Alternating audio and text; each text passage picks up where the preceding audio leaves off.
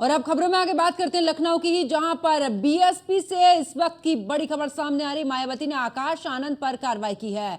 मायावती ने भतीजे आकाश आनंद को पावर विहीन कर दिया है, जहां पर आकाश आनंद को नेशनल कोऑर्डिनेटर के पद से हटा दिया है। मायावती के उत्तराधिकारी भी नहीं होंगे अब आकाश आनंद। आकाश आनंद के परिपक्व होने तक दोनों जिम्मेदारियों से हटाया गया है। सीतापुर में आदर्श आचार संहिता उल्लंघन का केस भी दर्ज हुआ था। एफआईआर के बाद आकाश आनंद की रद्द कर दी गई थी सभी रैलियां और कार्यक्रम। और अब आखिरकार मायावती की तरफ से भी एक बड़ी कार्रवाई आकाश आनंद के खिलाफ देखने को मिली है, जहां पर पूरे तरीके से जिम्मेदारी से मुक्त कर दिया है आकाश आनंद को। तो बड़ी खबर आपको बता रहे, जहां पर बीएसपी से इस वक्त की बड़ी खबर, और मायावती ने आकाश आनंद पर की है कार्रवाई। मायावती ने भतीजे आकाश आनंद को पावर विहीन कर दिया है। आकाश आनंद को नेशनल कोऑर्डिनेटर के पद से हटा दिया है। उत्तराधिकारी भी नहीं होंगे अब आकाश आनंद, यानी कि पूरे तरीके से अब हर एक पद से उन्हें हटा दिया गया। आकाश आनंद के परिपक्व होने तक दोनों जिम्मेदारियों से हटाया गया है।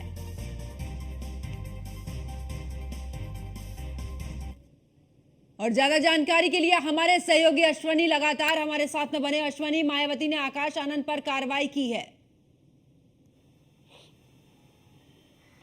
बिल्कुल, मायावती ने अपने पुराने रूप में, पुराने अंदाज में कार्रवाई करते हुए कहीं ना कहीं पार्टी के सदस्य हैं, कार्यकर्ता, उनको संदेश दिया है कि पार्टी में जो बेहतर परफॉर्मेंस नहीं करेगा, चाहे वो कोई भी हो, उस पर कार्रवाई होगी। जब उनकी सरकार रही थी तो उस दौरान भी देखा गया था, कोई भ्रष्टाचार होता था या फिर कोई शिकायत होती थी तो वो देखते नहीं थे कि सामने वाला कौन है, नेता है या अधिकारी या कोई आम आदमी है। तो निश्चित तौर पर कहीं ना कहीं उसी से जोड़ के इसको देखा जा रहा है, क्योंकि अभी हाल ही में सीतापुर में एक रैली थी, आकाश आनंद ने बयान दिया था, उसके बाद एक वहां पर केस दर्ज हुआ था, जिसके बाद कहीं ना कहीं जो जितनी भी रैलियां आने वाले समय की थी उनकी रैली रद्द कर दी गई थी बसपा की ओर से, लेकिन कारण कुछ नहीं बताया गया था। कल शाम में एकाएक जो है एक ट्वीट आता है, मायावती करती है, ट्वीट में साफ करती है कि आखिर क्या हुआ था, क्यों हुआ था। उन्होंने स्पष्ट किया है कि जो उत्तराधिकारी का पद था उनका, साथ ही साथ नेशनल कोऑर्डिनेटर का पद था, उससे फिलहाल के लिए उनको हटा दिया, और जब तक वो परिपक्व नहीं होते, एक मजे खिलाड़ी नहीं बन जाते, तब तक उनको मैदान में नहीं उतारा जाएगा, उनको नई जिम्मेदारी नहीं दी जाएगी। तो निश्चित तौर पर कहीं ना कहीं इससे साफ संदेश ये किया जाता है कार्यकर्ताओं में कि कार्यकर्ताओं में भी जोश आता है कि कहीं ना कहीं कि उनका नेता जो है वो एक्शन लेने में पीछे नहीं हटता, चाहे उनका भतीजा खुद ही ना हो। तो निश्चित तौर पर एक बड़ी कार्रवाई बिल्कुल। और अश्वनी, ऐसे में अगर बात करें, क्योंकि एक तरफ बीजेपी है, एक तरफ गठबंधन है, और दूसरी तरफ अगर बीएसपी की बात की जाए तो अकेले चुनावी मैदान में है। जिन सीटों को लेकर दावेदारी की जा रही है बीएसपी की तरफ से, यानी कि वोट बैंक को पूरी तरीके से बढ़ाने की कोशिश, कोई भी बयानबाजी करेगा, किसी भी तरीके से पार्टी को नुकसान पहुंचाने की कोशिश की जाएगी, तो एक संदेश भी मायावती की तरफ से, तो उसके खिलाफ कड़ी से कड़ी कार्रवाई की जाएगी, उसमें कोई भी करोज नहीं किया जाएगा इस बार।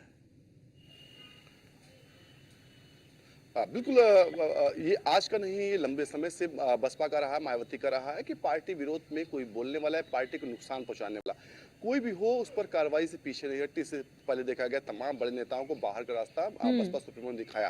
तो निश्चित तौर पर कहीं ना कहीं उनके भतीजे जरूर थे, लेकिन उनसे भी कहीं ना कहीं जो है कठोरता के साथ एक्शन लिया गया। कहीं उनके साथ कोई ऐसा नहीं किया गया कि वो भतीजे इसलिए उनको माफी दी जाए। तो निश्चित तौर पर कहीं ना कहीं इससे एक चीज होती है, जो कार्यकर्ता कार्य करते हैं या काम कर रहे हैं, इन पर कार्रवाइयां पहले हुई हैं, वो कहीं ना कहीं संतुष्ट होंगे इस काम से कि कम मायावती जो है सब उनके लिए सब पार्टी में बराबर है, और कहीं ना कहीं यही पहचान मायावती लंबे समय से रही है।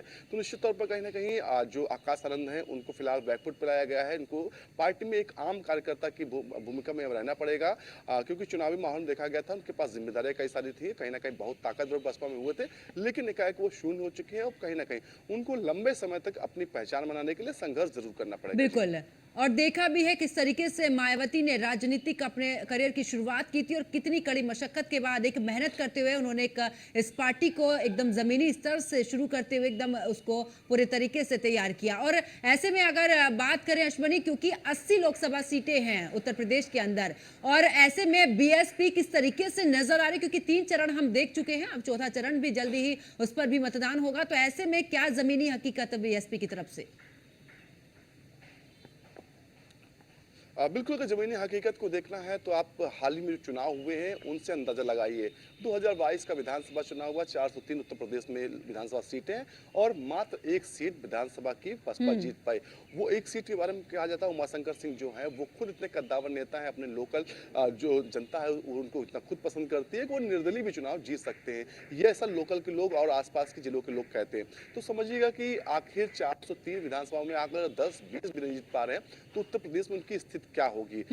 उसके बाद पंचायत चुनाव निकाय चुनाव हुए थे, निकाय चुनाव में भी शून्य पर रहे थे, जबकि 2017 में जो निकाय चुनाव हुए थे उसमें 2 मेयर की सीटें जो थी वो कहीं ना कहीं बसपा के पास थी। तो ऐसे में कहीं ना कहीं ये अपनी जो पहचान है उससे कहीं ना कहीं उसको बचाने के लिए बसपा जद्दोजहद कर रही है और कहीं ना कहीं 2019 के जो परिणाम थे 10 सीटें जीतने के बसपा के, उस पर कहीं ना कहीं काम कर रही है। उनको संभावना लग रही है कि एक बार फिर वो सीटें जीत सकती है। अभी बात मुझे जौनपुर की सीट थी, जौनपुर से जो धर्मेंद्र सिंह है उनकी पत्नी को टिकट दिया गया था और ये माना जा रहा था कि वहाँ का चुनाव कहीं ना कहीं माहौल जो बसपा के पक्ष में है, लेकिन एकाएक वो टिकट उनका वापस किया था उनके द्वारा या फिर बसपा काटती है, ये अभी तक स्पष्ट क्लियर नहीं हो पाया है कि बसपा ने टिकट काटा। क्योंकि जो धर्मेंद्र सिंह उनकी पत्नी का कहना है कि बसपा ने टिकट काटा, जबकि बसपा की ओर से कोई ऐसा बयान नहीं आया कि उनके द्वारा टिकट काटा गया। तो निश्चित तौर पर कहीं ना कहीं इस तरीके से तमाम जगह स्थिति बनी हुई है। हालांकि चुनाव कई जगह पर बेहतर लड़ रही है बसपा, लेकिन जीत हार का क्या अंतर होगा ये जो है जनता तय करती है।